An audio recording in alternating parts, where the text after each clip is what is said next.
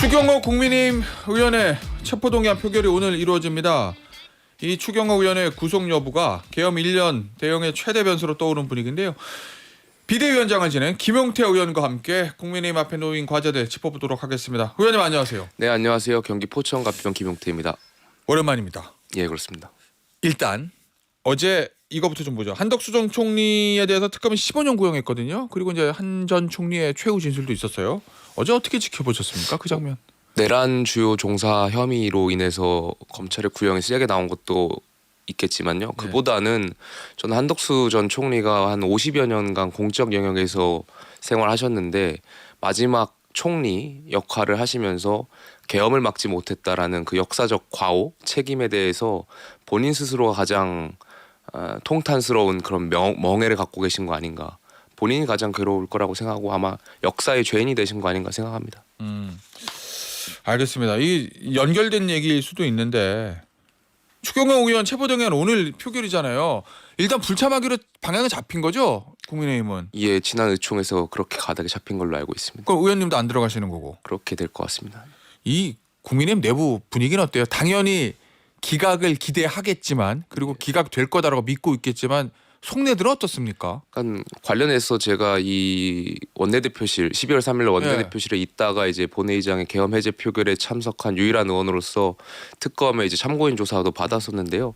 그 기간 동안 제가 있었던 그 시간 동안만이라도 제가 표결하는데 막거나 방해했던 분들은 없었고 그런 것을 사실대로 말했기 때문에 저는 당연히 기각될 거라고 생각하고 있고요. 특검도 아마 여기에 대해서 저희 국민의힘이 갖고 있는 오해와 억측을 풀어줄 거라고 믿겠습니다. 그러면 특검 이제 진술하셔가지고 저 출석해서 아니 나도 그때 원내대표실에 있다가 본회의장으로 이동했는데 아무도 나 막지 않았다. 추경호 원내대표가 못 가게 하지 않았다. 이런 류의 진술을 하셨다는 거잖아요. 그게 사실이고요. 예. 그렇게 기억에 의존해서 말씀드렸습니다. 아니 그동안 원래 근데 그저 특검 출석 안 했던 걸로 알고 있는데 마지막 순간에 이제 참고인 진술로 저 하러 참고인으로 출석을 한 거거든요. 안 출석 안 하다가 마지막에 출석한 이유는 뭐예요? 그러니까 특검과 그동안 저희 변호인 간에 여러 차례 협의가 있었고 이 과정에서 역사적 진실을 규명하는데 예. 굉장히 중요한 참고인이라고 말씀을 계속 주셔서 참여하게 됐습니다. 의원님 당시에 원내대표실 여러 의원들 같이 있었잖아요. 예. 그죠? 의원님은 그냥 나는 가서 계엄 해제 표결에 참석하겠다라고 해서 본회의장으로 걸어도 이동한 거예요. 예. 당시에 추경호 원내대표는 그렇다 치고 당시에 같이 원내대표실에 있던 다른 의원들은 왜 본회의장으로 안 간 거예요? 당시에 이제 한동훈 대표가 빨리 본회의장 와서 참석하라고 얘기가 계속 갔던 걸로 알고 있는데.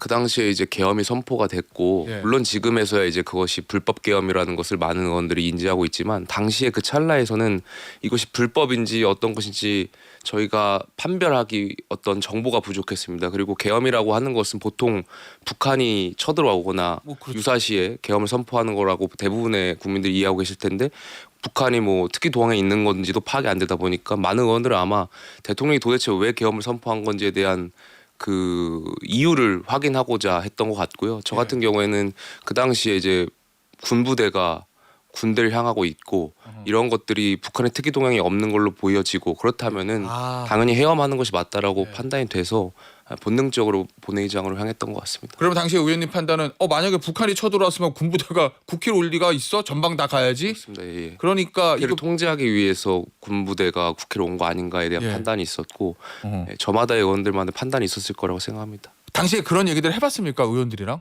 저는 이렇게 해서 이건 불법인 것 같습니다. 해제하겠습니다 이렇게. 원내대표실에서 사실 모두가 당황스러웠던 상황인 거고 저마다 이제 각자의 어떤 정보를 확인하기 위해서 바빴던 상황이어서 그렇게 많은 말들을 나누지 않았던 걸로 기억합니다. 다른 의원들의 정치적 판단에 대한 아쉬움은 없습니까? 그걸 제가 뭐 이 자리에서 논평하기는 좀 그런 것 같습니다. 알겠습니다. 어쨌든 의원님은 당시에 이제 올바른 판단으로 이제 해제에 참석을 하신 거고.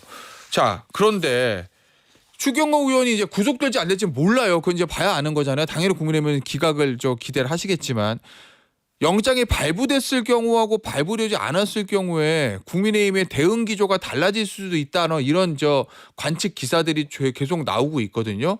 의원님 어떻게 보세요? 만약에 발부가 되면 그러면 당은 어떤 행보가로 방향을 잡을 것 같습니까? 글쎄 뭐 저희가 예단해서 말씀드리기 좀 어렵고요. 저는 이제 개인적으로 기각이 될 거라고 예상을 하는데 그럼 공교롭게도 이제 12월 2일 날 영장 실질 심사가 될 것으로 가능성이 높게 예상이 되고 있고 12월 3일 날 또 공교롭게 이 결과가 나올 가능성이 있는데 다만 저는 영장에 대한 어떤 여부에 따라서 메시지가 달라지지 않았으면 좋겠어요. 무슨 말이냐면 물론 추경호 원내대표가 이것과 관련해서 특검의 수사로 인해서 많은 오해와 억측을 받고 있고 거기에 대해서 굉장히 억울하신 점이 있다는 거 잘 이해하고 있습니다만 계엄이 있고 나서 많은 국민들이 사실 여기에 대해서 오해할 수도 있는 그런 행동들이 국민의힘 내부에서도 있었고 그렇기 때문에 어떤 영장이 기각된다고 하더라도 지도부에서 여기에 대해서 12월 3일 날은 계엄과 관련한 반성과 이런 메시지가 그대로 나가야 된다라고 생각이 듭니다.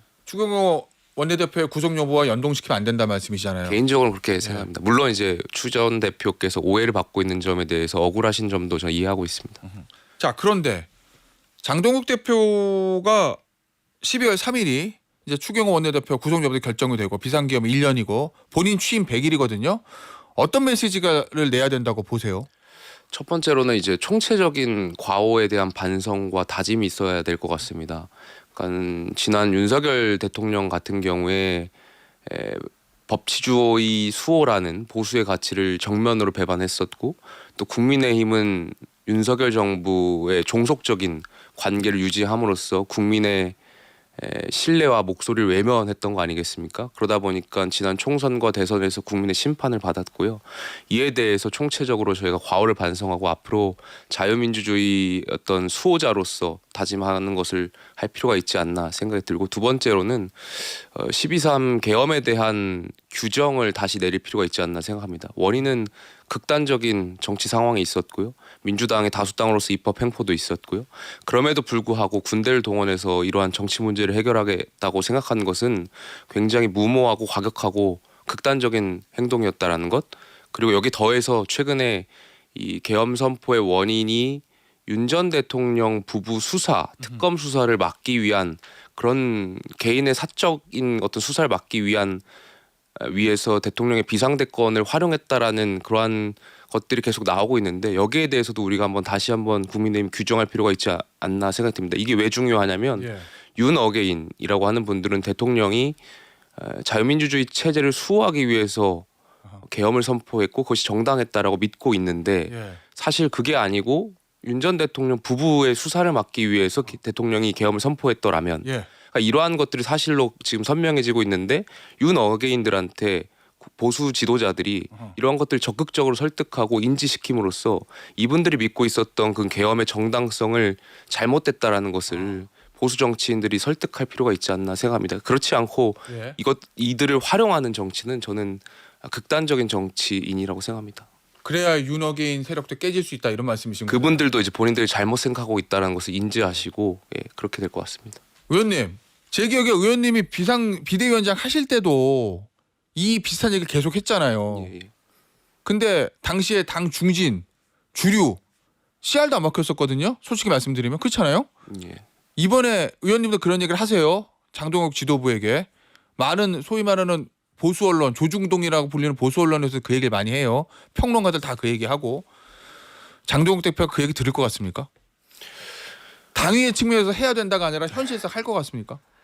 저는 하셔야 된다라고 생각하는데 지도부도 고심이 있을 거라고 생각합니다만 사실 이걸 고심한다는 것 자체가 국민들께 사실 부끄러운 일인 거죠.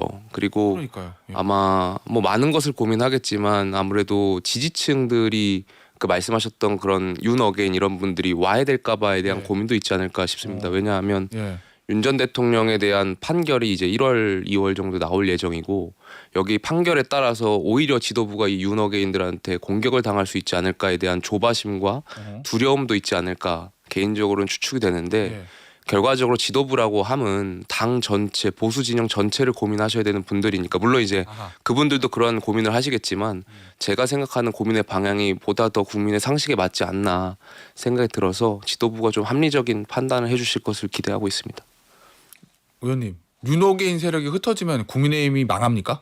저는 망하지 않는다라고 생각합니다. 그러면 내 지도부는 망한다고 생각할 수도 있다. 아무래도 지금 지도부는 그러한 지지층들을 중심으로 탄생한 지도부이다 보니까 거기에 대한 빚 개인적인 그런 정치적인 빚이 있다라고 생각도 하실 수 있다라고 생각하고 예. 그 부분도 이해가 되는 측면이 있습니다. 그러면 본인 지지층보다 당 전체, 더 나아가서 보수 진영 전체를 봐라 이런 말씀이신 그렇습니다. 거죠? 보수 진영 전체를 넘어서 이제 국민 통합 관점도 필요하다 생각합니다. 아니 근데 어제 이제 장동혁 대표가 이승만 전 대통령 영화를 본 뒤에 한 얘기가 보도가 됐는데 열심히 싸우고 있지만 혹시 방향이 틀린 것이 아닌가 스스로 묻고 있는 이 시점에 다시 방향을 잡아주셔서 감사하다.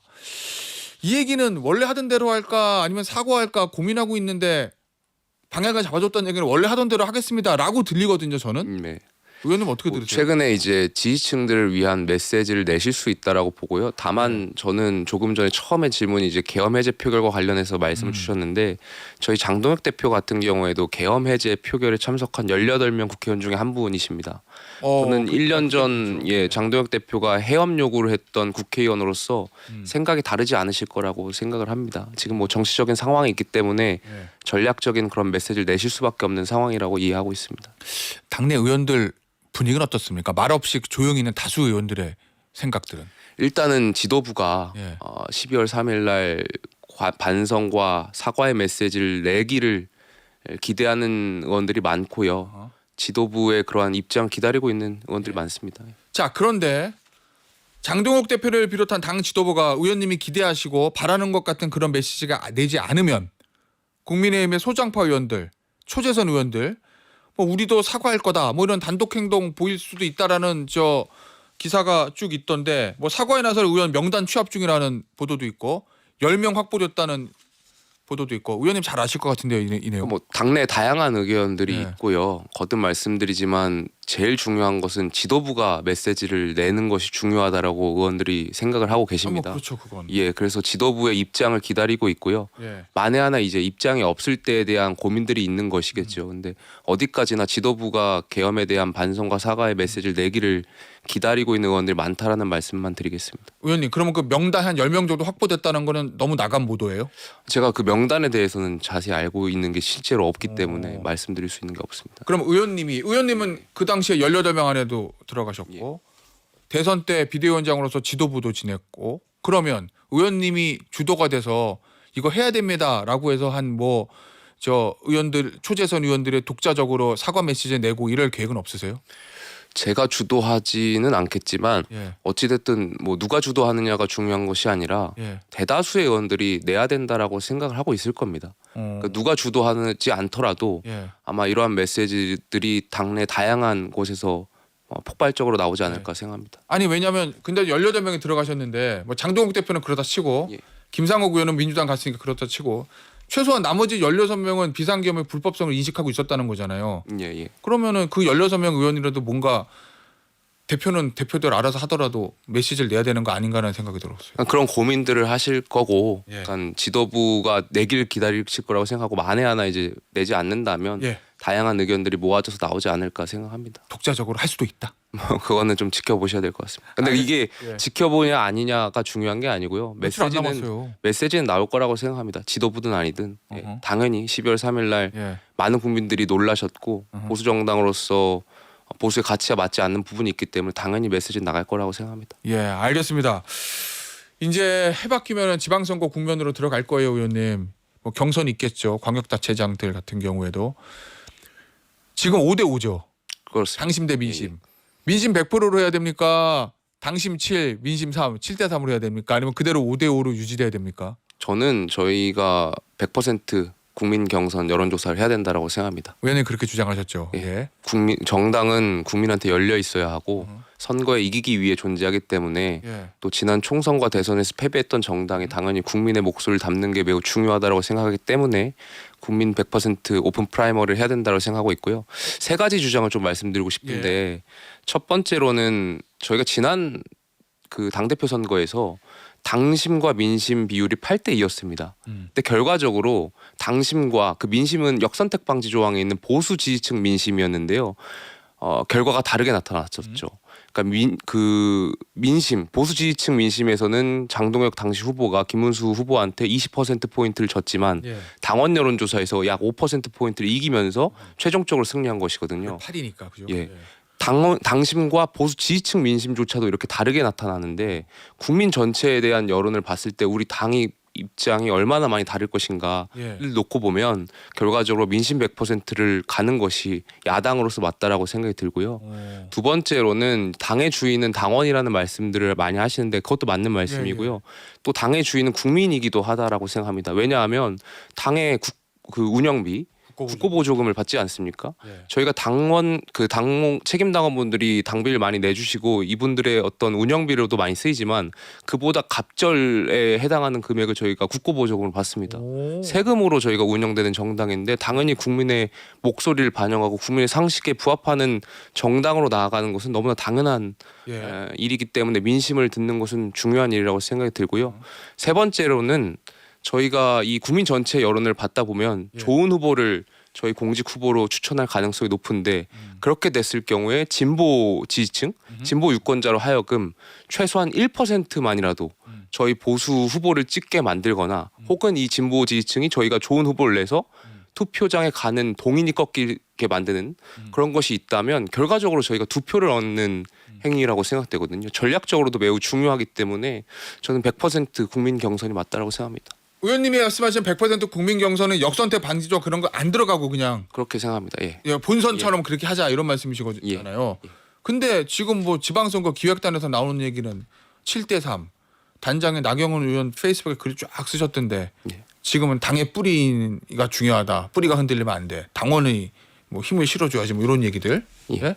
그거 뭐 저 지도부에서도 좀 긍정적으로 검토하고 있다 이런 보도 나오던데 의원님이 저 바라던 거랑은 반대로 가는 거 아닙니까? 지금 정치 상황이 굉장히 극단적이잖아요. 그러다 보니까 이 계엄이라는 굉장히 극단적인 결과까지 나타났고요.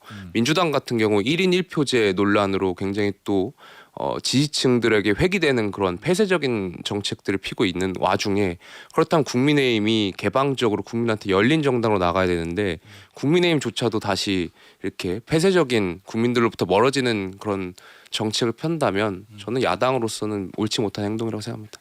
알겠습니다. 의원님 오늘 인터뷰는 여기서 마무리하도록 하겠습니다. 지금까지 국민의힘의 김용태 의원이었습니다. 의원님 감사합니다. 감사합니다.